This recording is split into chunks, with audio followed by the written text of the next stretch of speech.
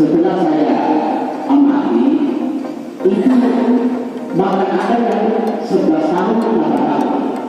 Jadi kalau kita berdasarkan hak, bahkan saya selalu mengatakan pada umat ya, kalau bahasa saya, logika saya dan lain-lain seperti ini adalah saya. Jadi mohon sebelumnya teman-teman. Jadi tadi ini ada pesan bahwa ada persalinan di sini. Saya selalu mengatakan begitu, karena rata-rata menurut informasi terima yang terjadi justru tenaga non-ASN yang baru-baru, justru yang lama-lama ini belum terdata. Itu. Jadi saya ingin saat di mana ini akan sampai dari kemarin ada persalinan di sini.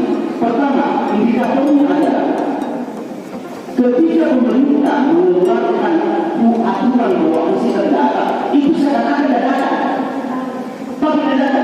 Karena kebanyakan teman-teman saudara-saudara kita yang tahunnya di tanggal 28, 29, tanggal 30 sudah tutup.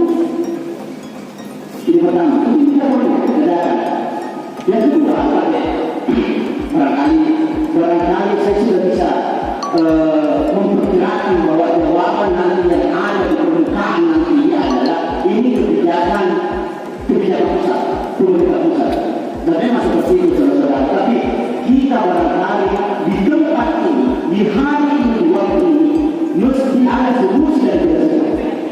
Apa solusi kita supaya semua tenaga non-ASN bisa berdata? Apakah kita akan berdata, menggunakan tenaga mereka? Itu barangkali nanti kita akan diskusikan sama-sama. Yang jelas, mesti ada solusi yang jelas, yang tepat dan efektif, supaya tenaga-tenaga non-ASN ini semua yang telah mengerti apakah itu lama atau tidak, semua tidak yang salah kemudian nanti pikiran ASN atau lain sebagainya seperti dana hutang kita.